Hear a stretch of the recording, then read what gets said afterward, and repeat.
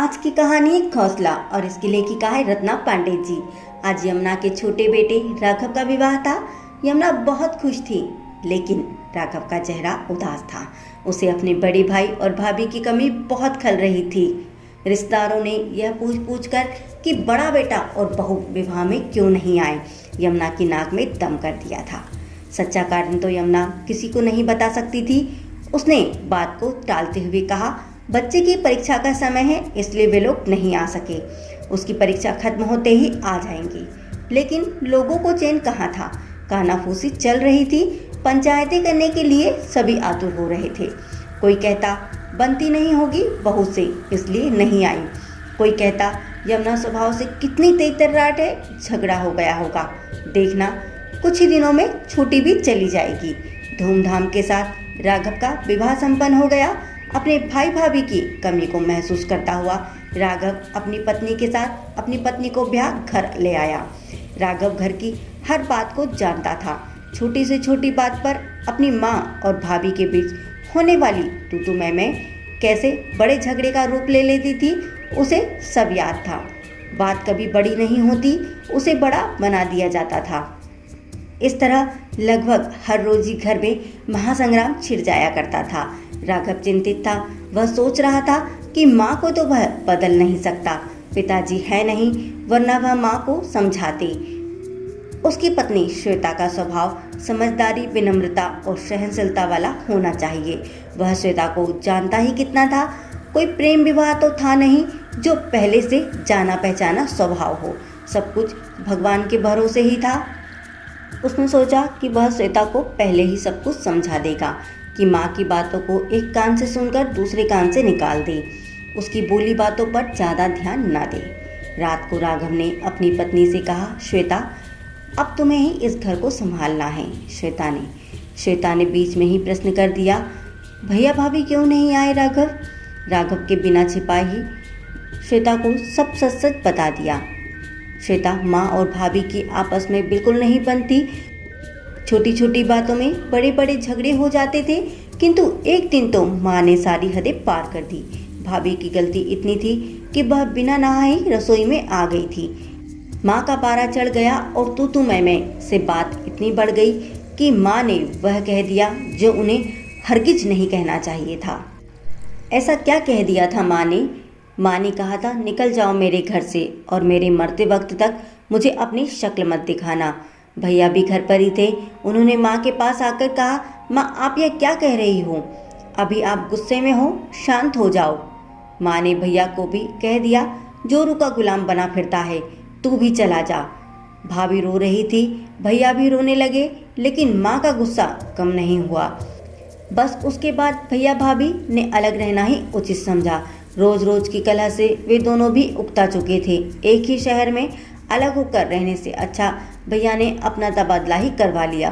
वह भी भाभी की तकलीफ कब तक यूं ही देखते। थोड़ी गलती भाभी की भी थी। उन्हें वह काम नहीं करना चाहिए था जो माँ को पसंद नहीं, किंतु वह भी अपनी ही चलाती थी। सहनशीलता की कमी उनमें भी थी। श्वेता ने बीच में ही कहा, हाँ राघव तुम सही कह रहे हो, ताली हमेशा दोनों हाथों से बजती है। श्वेता माँ के वो जहरीले शब्द भैया भाभी को शूल की तरह चुभ गए और उन्होंने घर छोड़ दिया। पता नहीं उन शब्दों के लिए आज तक भी माँ को पछतावा है या नहीं। श्वेता कटु वचन तो तीर की तरह होते हैं, एक बार जीभ से निकल गए तो निकल गए, फिर वापस नहीं आते। जिसके दिल पर जाकर वह कटु वचन लगते हैं, उसे ऐसा आघात पहुँचाते हैं कि उनका वह घाव नासुर बनकर ताउम्र उन्हें परेशान करता रहता है। भैया भाभी के साथ भी यही हुआ। श्वेता मैं तुमसे यह उम्मीद लगा रहा हूँ कि तुम सब संभाल लोगी। भैया भाभी तो चले गए, किंतु हम माँ को अकेला नहीं छोड़ सकते। हमें हमेशा यहीं रहना होगा माँ के पास। क्या तुम माँ के गुस्से को अपने प्यार और सहनशीलता से काबू कर सकोगी? राघव तुम चिंता मत करो, मैं पूरी कोशिश करूँगी सब कुछ संभाल सकूँ। राघव क्या माँ को अब भी इस बात का एहसास नहीं है कि उन्हें इस तरह के शब्द नहीं कहने चाहिए थे? पता नहीं श्वेता उनके दिल में क्या चल रहा है, किसी को कुछ बताती भी नहीं है। मैंने कितनी बार उन्हें समझाया कि भैया भाभी को फ़ोन करके बुला लो, लेकिन वह अपनी जिद पर अड़ी हुई हैं। दूसरे दिन सुबह उठकर श्वेता ने कहा, राघव, अच्छा हुआ तुमने मुझे सब कुछ सच सच बता दिया। अब मुझे माँ के साथ सामंजस्य बिठाना शायद थोड़ा आसान हो जाएगा। वैसे ही सब करूँगी जैसा वह चाहती हैं। Thank you Shweta, I love you. मुझे तुमसे यही जवाब की उम्मीद थी। दूसरे दिन से ही श्वेता के संघर्षों भरी जिंदगी की शुरुआत हो गई। उसने राघव को तो दिलासा दे दिया कि वह सब कुछ संभाल लेगी, किंतु उसके मन में तूफान उठा था। कई सवाल उठ रहे थे। वह सोच रही थी कि भगवान, यदि माँ का स्वभाव इतना तेज है तो वो कैसे निभाएगी। हफ्ते 15 दिन तक तो अपनी बहू पर प्यार बरसाने वाली यमुना धीरे धीरे अपने स्वभाव के असली रंग दिखाने लगी। बात बात पर टोकना, श्वेता के हर काम में कमी निकालना, उसके हाथों से बने भोजन का अपमान करना, सब शुरू हो गया। राघव की बातों को ध्यान में रखते हुए श्वेता ने इस तरह की बातों पर बिल्कुल ध्यान नहीं दिया। इसी तरह चलता रहा। यमुना की हर तीखी बातों को हंसकर सुन लेने वाली श्वेता अकेले में जाकर आंसू बहा लेती थी। सबके सामने फिर वही हंसता हुआ चेहरा लेकर आ जाती थी। धीरे धीरे समय बीतता गया। इतने अच्छे स्वभाव वाली बहू पाकर भी यमुना का स्वभाव नहीं बदला। उसमें एक बेटे और बहू को खो देने के उपरांत भी कोई परिवर्तन नहीं आया। यमुना का व्यवहार दिन प्रतिदिन बिगड़ता ही जा रहा था, जिसके कारण श्वेता के धैर्य का बांध अब टूट रहा था। राघव पहले की तरह ही सब कुछ जानता था, जबकि श्वेता कभी उससे किसी तरह की कोई शिकायत नहीं करती। श्वेता के चेहरे की झूठी मुस्कान ही राघव के समक्ष सारे राज खोल देती थी। कभी कभी श्वेता की आंखों में डबडबाए आंसू चोरी छुपे राघव को दिख जाते थे। तब राघव का मन बैठ जाता। क्या करूं, कैसे परिस्थिति को सुधारूं, बेचारा समझ नहीं पाता। यमुना हर रोज की तरह आज भी पक्षियों को दाना डालने आंगन में गई। पतझड़ का मौसम कुछ दिन पूर्व ही दस्तक दे चुका था। रात को काफी तेज हवा के साथ आंधी ने अपना रौद्र रूप दिखाया था। यमुना के बाहर आने से पहले शांताबाई आंगन की सफाई कर पत्ते बाहर फेंक चुकी थी। यमुना ने दाने डाले, लेकिन वृक्ष से कोई भी पक्षी नीचे दाना चुगने नहीं आया। तब यमुना ने अपने वृक्ष की तरफ नजर उठाकर ऊपर देखा तो आज उसका हरा भरा लहराता हुआ वृक्ष सूना दिखाई दे रहा था। धीरे धीरे पत्ते उसका साथ छोड़ गए थे। यह दृश्य देखकर यमुना दुखी हो गई। उस पर घोंसला बनाकर रहने वाले पक्षी आंधी का रौद्र रूप देखकर अपना घोंसला छोड़कर कहीं दूर जा चुके थे। यमुना सोच रही थी कि उसका हरा भरा वृक्ष कैसे सूखी टहनी की तरह हो गया, बिल्कुल खाली, बिल्कुल सूना। पक्षियों को आराम नहीं, पत्तों का साथ नहीं है, इसलिए वह भी यहाँ से चले गए किसी और घने वृक्ष पर अपना नया घोंसला बनाने, जहाँ उन्हें सुकून मिलेगा, उनका मन आनंदित होगा, उनकी सुबह रंगीन होगी, शाम आराम से शांतिप्रिय वातावरण में उन्हें सोने देगी। यही सब तो चाहिए होता है। इतना सोचते हुए उसने अपने आंगन के साथ साथ ही अपने घर के अंदर भी नजर डाली, जो उसे आज सूने खाली वृक्ष की तरह नजर आ रहा था, जिस पर से कुछ पक्षी सुख शांति की तलाश में कहीं दूर जा चुके थे। एक छोटा सा घोंसला जिसमें उसका बड़ा बेटा और बहू और चिंटू रहा करता था। वह भी इतना सोचते सोचते उठकर खड़ी हो गई। उसने फिर सोचा, यदि उसका छोटा बेटा और बहू भी नहीं, उसे अपने घर को हरा भरा रखना है, इस वृक्ष की तरह सूना नहीं करना है। आज पहली बार उसे अपने बड़े बेटे और बहू की कमी खल रही थी। उसकी याद सता रही थी, वह बेचैन हो रही थी। अपनी गलतियों का एहसास होते ही उसके बोझ तले यमुना का दम घुट रहा था। किस तरह अपनी बड़ी बहू को वह ताना मारा करती थी, बात बात पर अपमान करती थी, उसके हर काम में कमी निकालती थी, कभी उसे चैन से जीने नहीं दिया।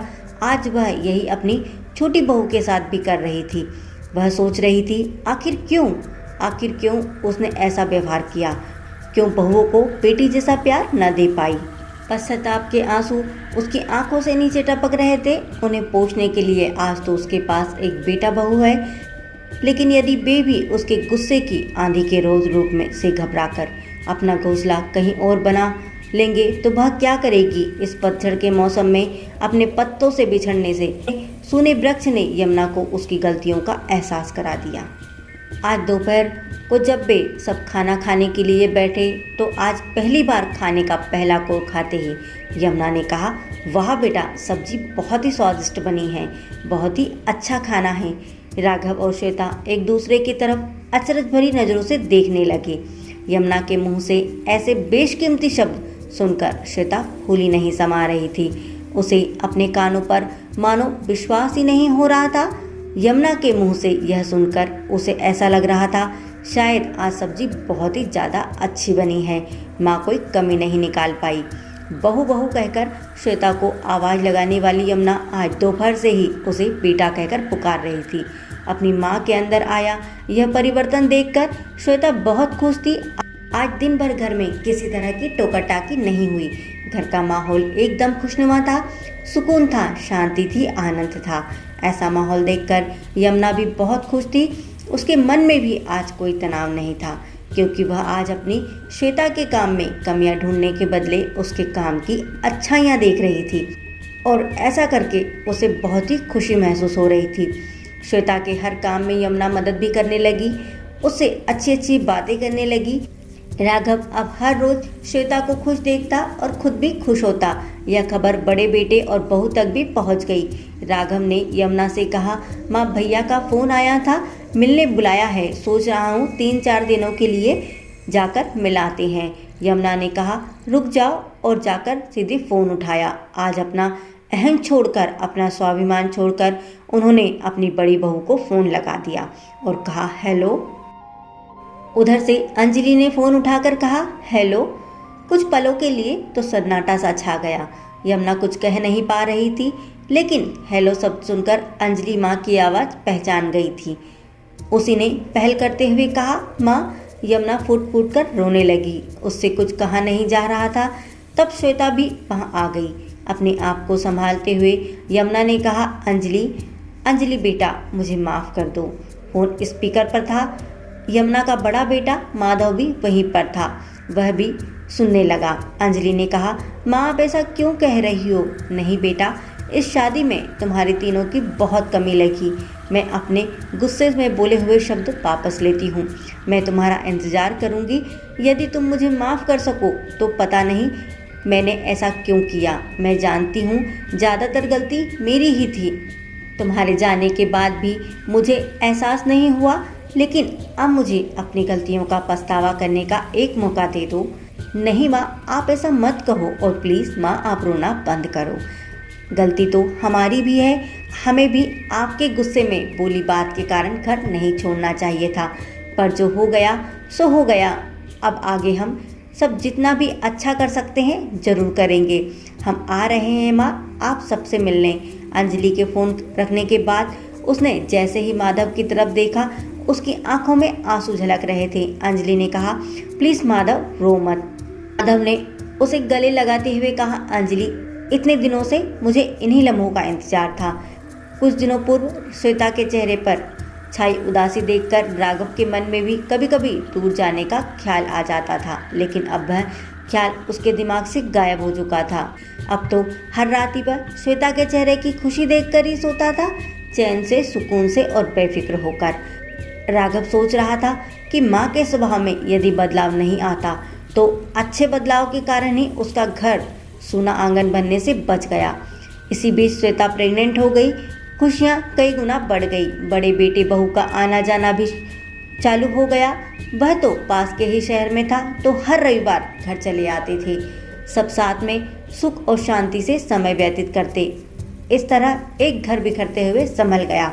यमुना सोच रही थी कि पतझड़ के बाद नई कोपलें फूट जाती हैं, वृक्ष तो फिर से हरा भरा हो जाता है, घोंसले भी बन जाते हैं, पक्षी भी चहचहाते हैं। लेकिन घर से यदि कोई जोड़ा अलग चला जाए तब तो उसका वापस आना लगभग असंभव ही होता है। वह आंगन फिर से वैसा ही हरा भरा कभी नहीं हो पाता।